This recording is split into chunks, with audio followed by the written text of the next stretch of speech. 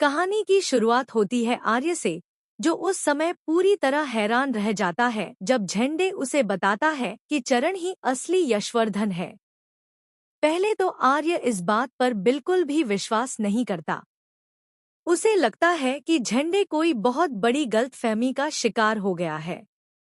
लेकिन जब वह झंडे से सबूत मांगता है, तब झंडे उसके सामने ऐसे सबूत रख देता है जिन्हें देखकर आर्य के होश उड़ जाते हैं। अब उसके पास सच को नकारने का कोई रास्ता नहीं बचता। उसकी आंखों के सामने वह सच्चाई खड़ी होती है जिसे वर्षों तक छुपाकर रखा गया था। लेकिन असली तूफान तो इसके बाद शुरू होता है। यशवर्धन की सच्चाई सामने आने के बाद झंडे के मन में डर पैदा हो जाता है।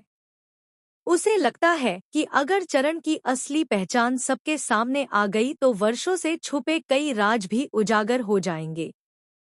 यही वजह है कि वह गुस्से में एक बेहद खतरनाक फैसला ले लेता है।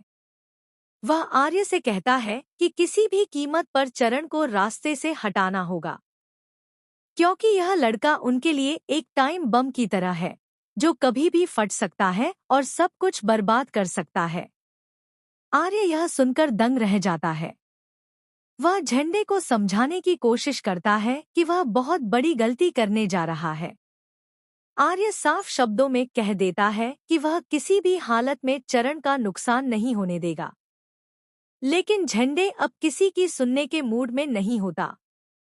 उसके दिमाग पर डर और गुस्से का ऐसा पर्दा पड़ चुका होता है कि उसे कुछ भी सही या गलत दिखाई नहीं देता। इसके बाद कहानी में आता है सबसे खतरनाक मोड़। झंडे अपने आदमियों के साथ चरण का अपहरण करवाने की योजना बना लेता है। मौका मिलते ही चरण पर हमला किया जाता है। उसके मुंह पर कपड़ा रखा जाता है और उसे बेहोश कर दिया जाता है। बेहोशी की हालत में उसे एक गाड़ी में डालकर कहीं दूर ले जाया जा रहा होता है। चारों तरफ सन्नाटा होता है और ऐसा लगता है कि अब शायद चरण कभी वापस नहीं लौट पाएगा। लेकिन तभी वहां पहुंच जाता है आर्य। वह झंडे को रोकने की पूरी कोशिश करता है। आर्य गुस्से में उससे कहता है कि वह जो कर रहा है वह बिल्कुल गलत है। लेकिन झंडे पलटकर कहता है कि यही एक रास्ता है। वह बार बार यही दोहराता है कि चरण उनके लिए खतरा है और अगर उसे अभी नहीं रोका गया तो बहुत देर हो जाएगी। इसी बहस के दौरान आर्य के मुंह से एक ऐसी बात निकल जाती है जो पूरी कहानी बदल देती है। वह